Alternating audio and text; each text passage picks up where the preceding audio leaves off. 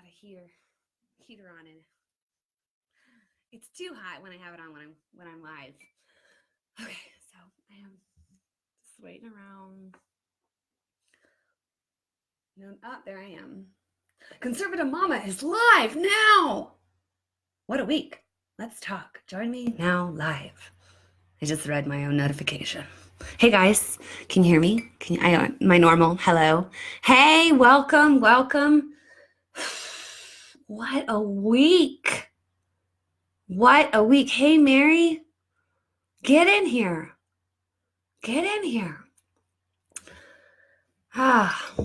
What's going on? Did you see my latest satire, guys? Did you guys see it? Where I reenacted the Iowa caucus. Did you guys see that? Tell me you saw it. It blew up on Twitter, which is so weird because the audience on Facebook is like 6 times the size that I have on Twitter. And Twitter, it got like 170,000 views, and on like Facebook, it got like 30 or something. I don't know. So I don't know what's going on with Facebook. But maybe they like the humor over on Twitter more. I don't know. People like the commentary on Facebook. Let me know your thoughts. I don't know. I'm trying to figure it all out. Love hearing about your dad. Oh yes, I'm going to talk about that in a few minutes. That all ties in to everything I want to address.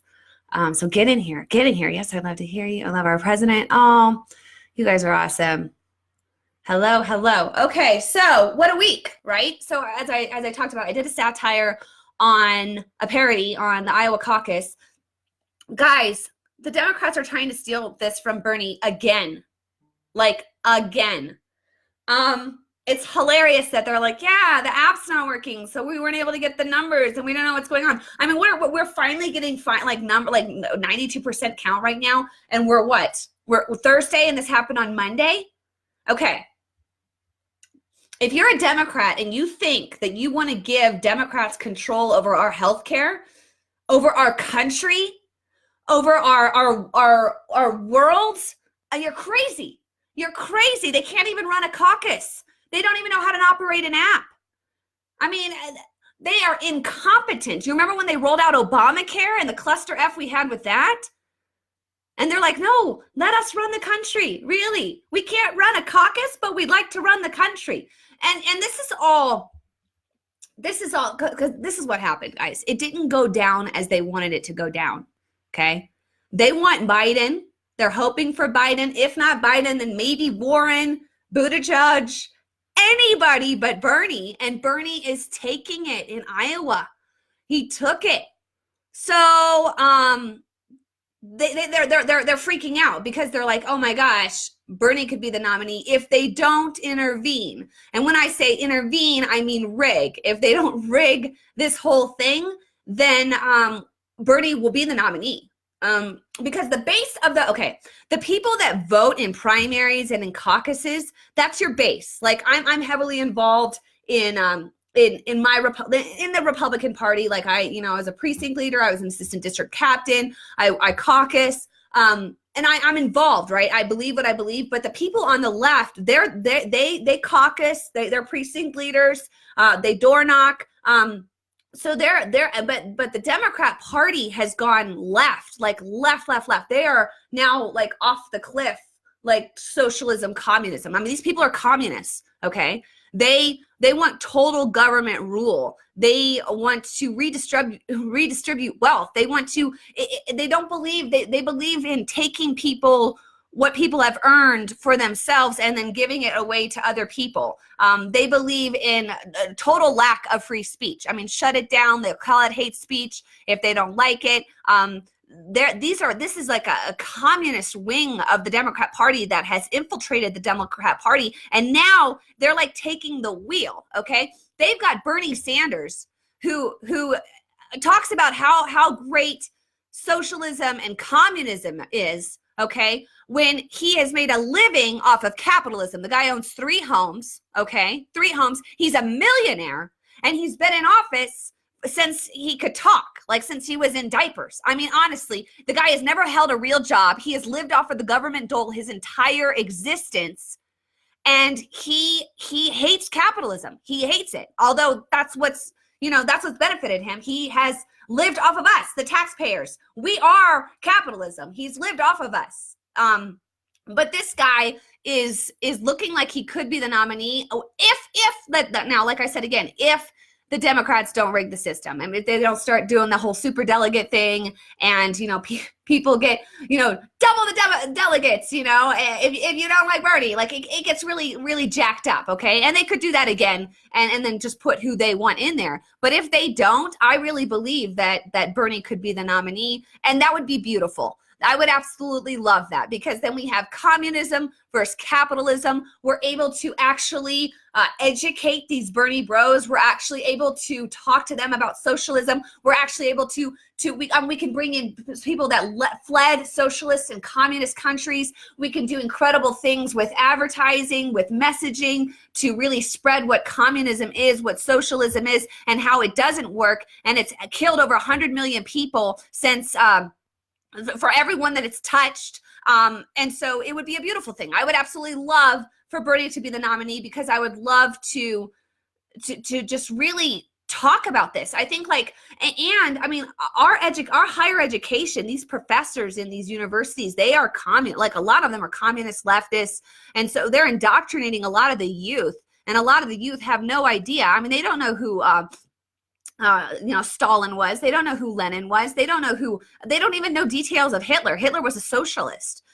They don't understand. They're not told about all that. They don't know who Mao was. So if you start talking to them about this, and we have the ability to really put it front and center stage, I think it would be an awesome opportunity.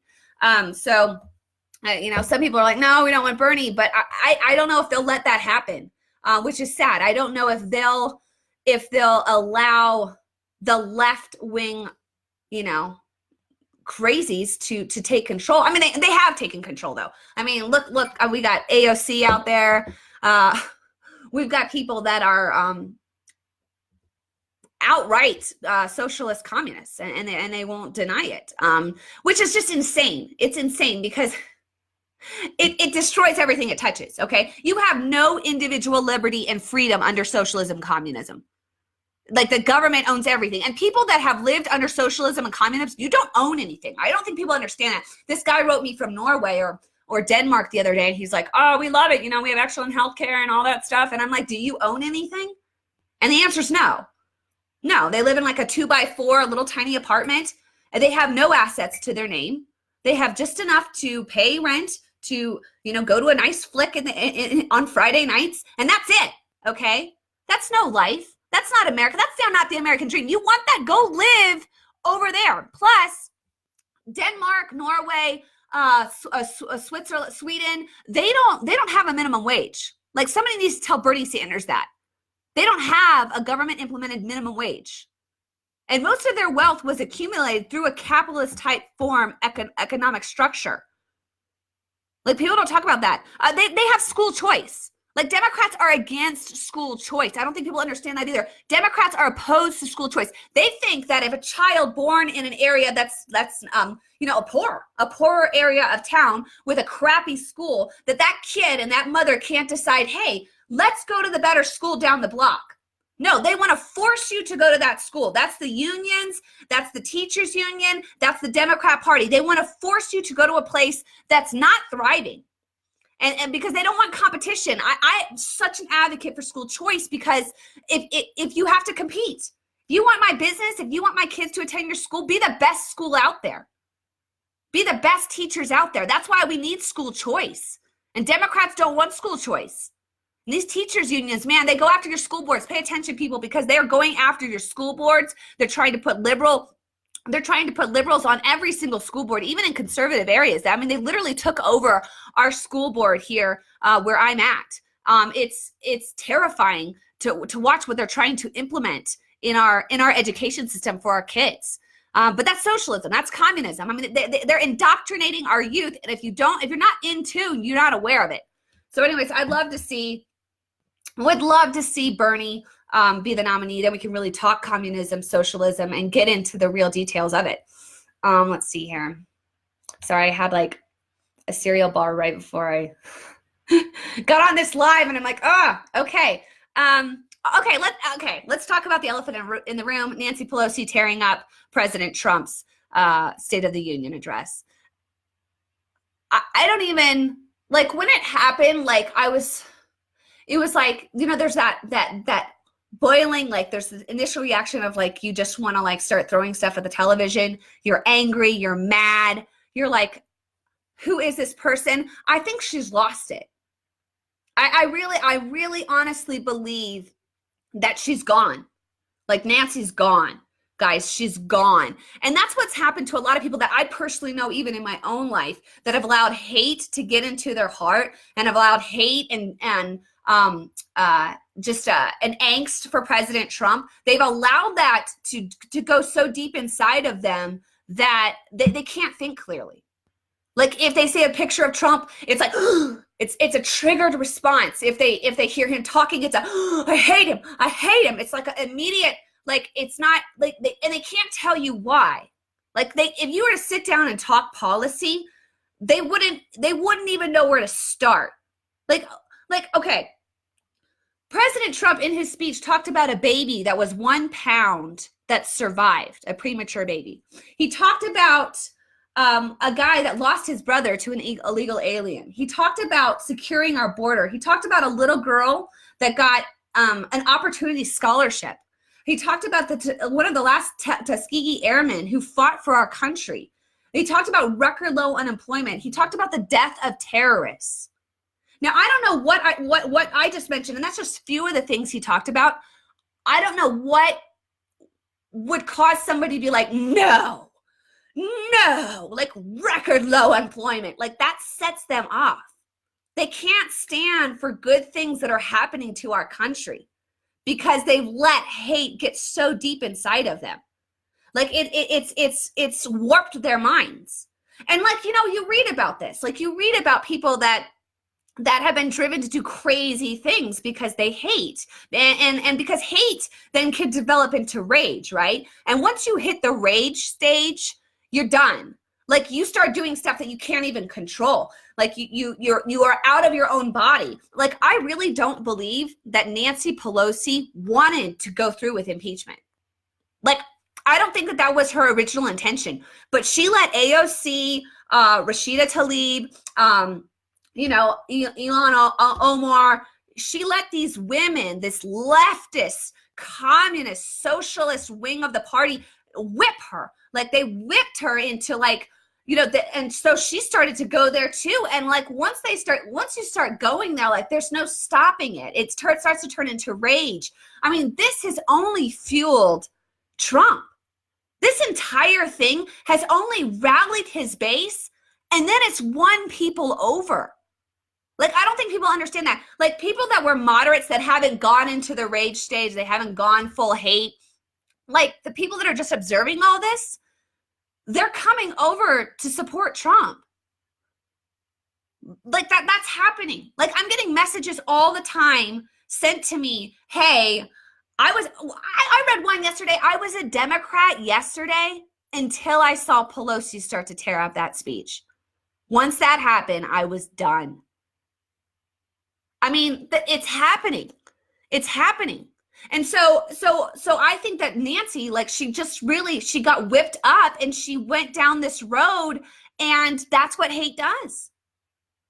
That's what hate does. That's what anger does. I mean, I don't know how you can justify hating record low unemployment, because these people are hating the fact that Black and Hispanic Americans are at a record low unemployment right now, that more women are working in the workplace, that we now have China just last night announced reducing tariffs on, I think it was at 75% of our product.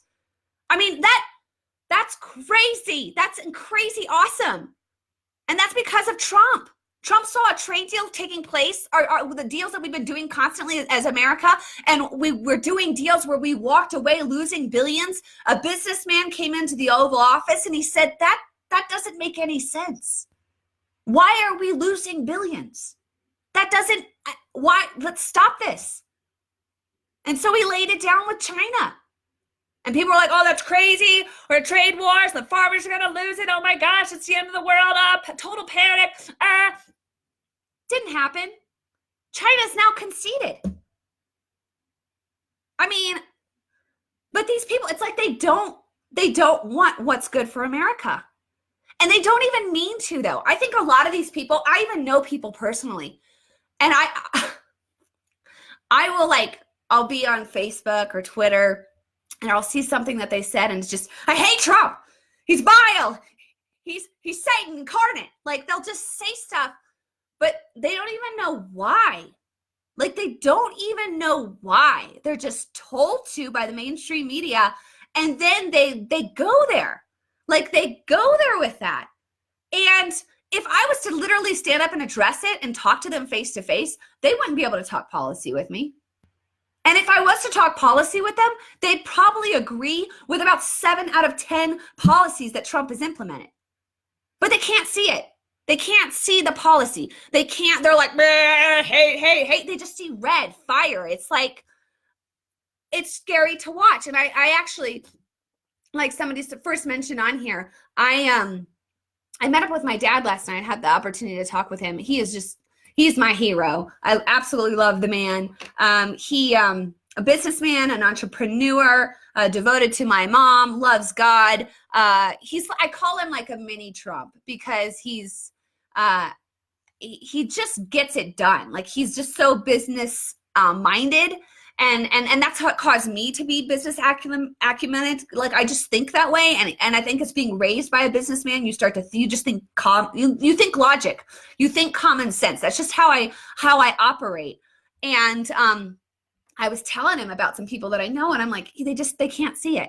And my hope, guys, and I'm sure a lot of people watching this, like your hope was just wait. Like once they start seeing Trump like really walk out the promises, once they start seeing him like really fulfill what he promised the American people, that it wasn't just talk, once they see him start to just really, to walk it out, then they're going to change their mind.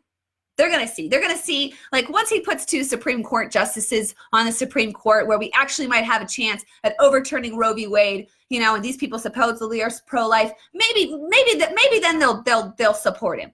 Maybe then they'll see what I see. Or, once we get these trade deals, maybe then they'll see it. Or maybe once we have that record low unemployment, maybe they'll see it. Or maybe, constantly I was kind of always hopeful, like hoping like maybe then they'll see it. And he looked at me and he said, I said, Dad, they think that Trump's doing this for his own benefit. Like they think that, and he goes, Rachel, Trump has lost $1 billion since becoming president. $1 billion. I don't think like us, like we can fathom that. $1 billion to lose that for us. To lose $1 billion because he's fighting for us. And then on top of that, to have your kids mocked and ridiculed and bullied every single day, including your minor son. And you keep moving forward.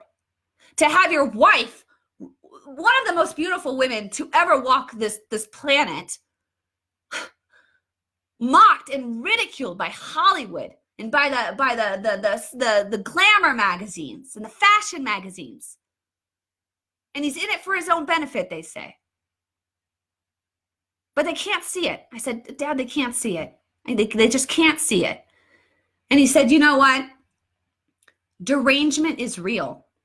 It is real. There are people that really are deranged. There are people that really cannot see it. They can't see the facts.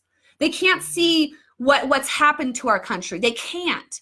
They are deranged. They have gotten, and to those people, you can't help them. And when he said that to me, there was like this moment of like, it was like release. It was like, okay, like I can't help them. I can't.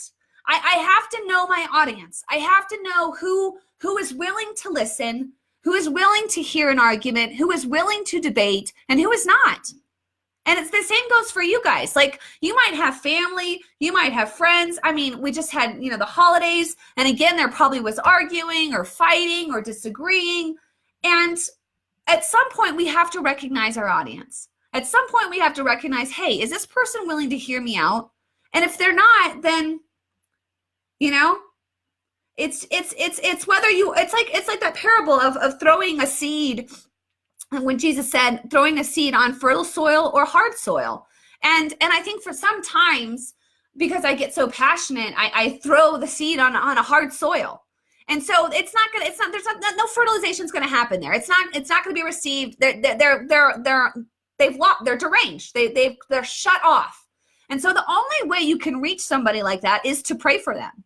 Like that really is the only thing you do. And I'm a strong believer in the power of prayer. And that's the only thing that can start to soften someone's heart is prayer. And praying that they can start, that God would show them, that they would see President Trump the way God sees him.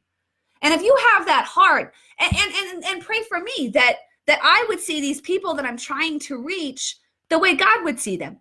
And when you start to pray that, I think that the outlook changes, and the way you operate changes, and the way you approach things changes. So that's what that was something that happened to me last night, and it was just something I shared earlier in a post, and somebody brought that up. So I just wanted to share that with you guys, because I know that a lot of us deal with that. I mean, I have people all the time that'll be like my mother-in-law or my sister-in-law or my brother or my sister, and it's difficult because this presidency has exposed. It has really brought forth things that have been hidden in darkness. It's brought to light globalism. It's brought to light the desire by the left to really implement socialism. It's brought to light a lot of things that have kind of been like in the gray zone, but there's no more gray zone. There's no more like either you see it or you don't. Either you're pro-life or you're not pro-life. Either you believe in Americans being able to defend themselves in our Second Amendment, or you don't. Like it's become so like it had been muddied, and now I feel like it's not muddied anymore. And that actually is a win in itself when you can start to see clearly.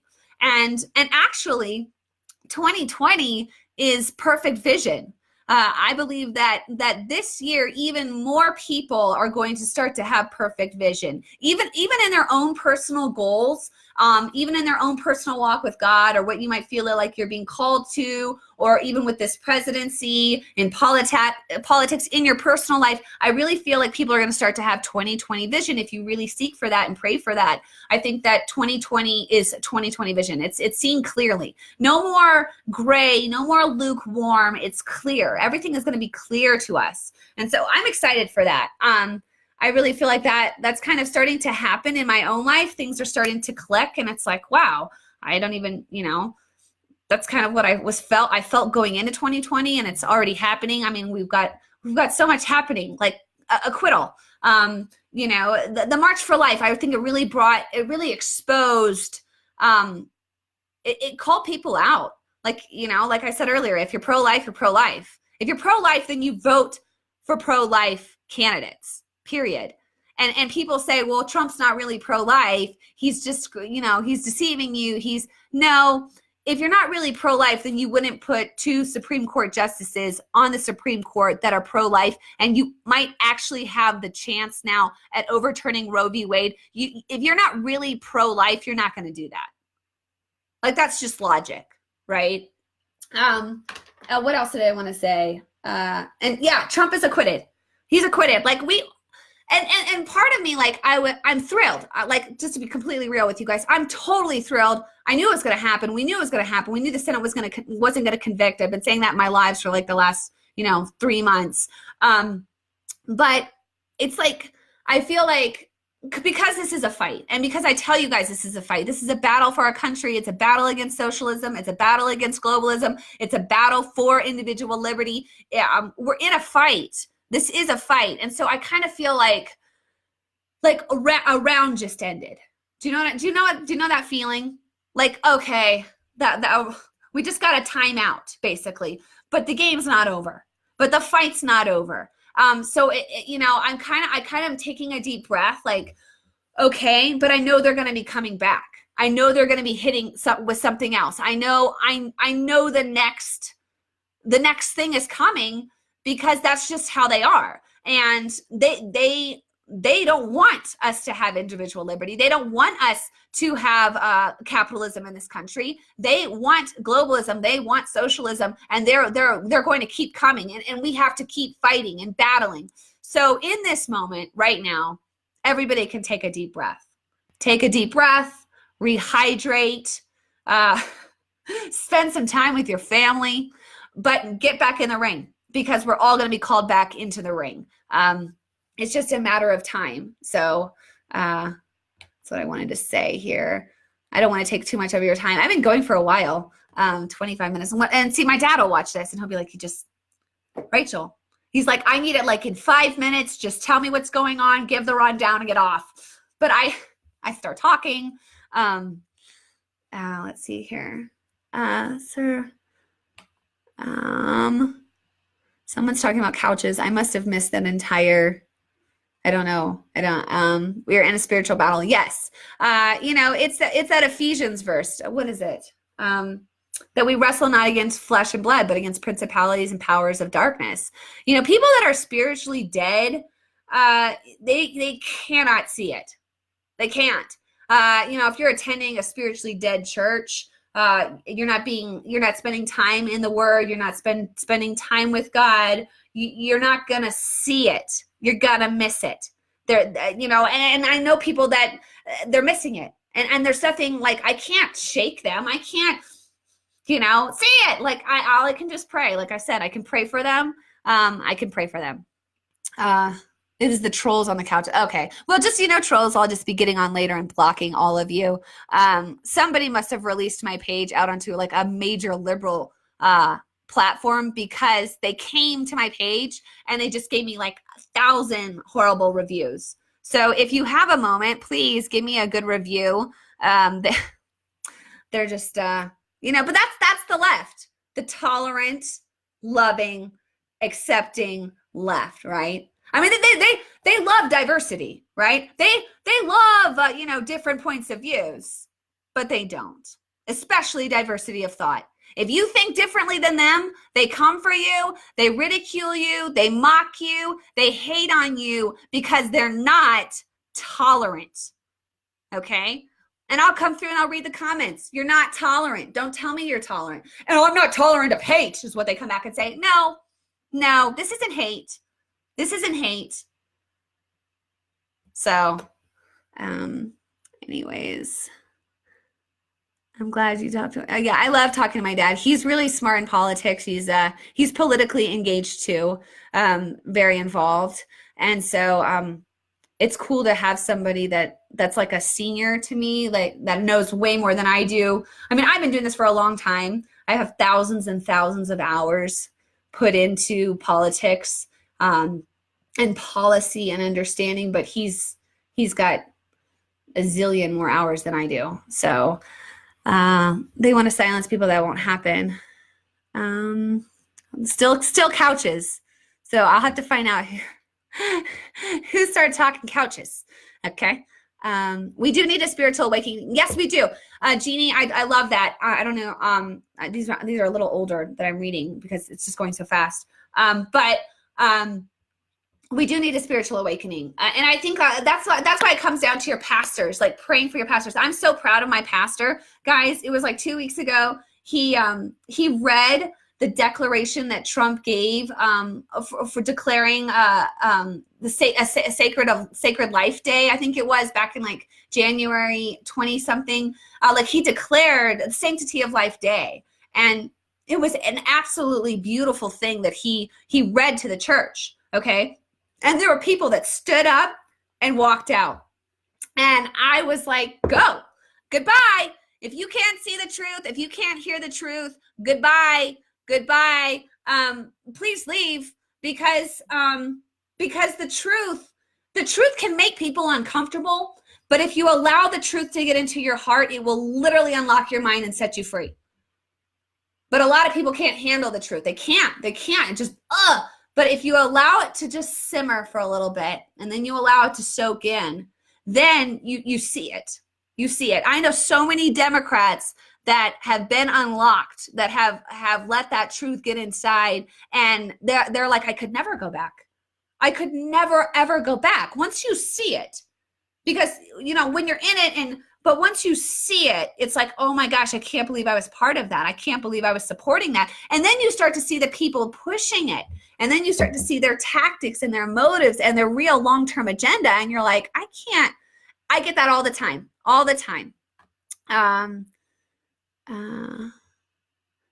Keep them standing. They might, I don't know what that means.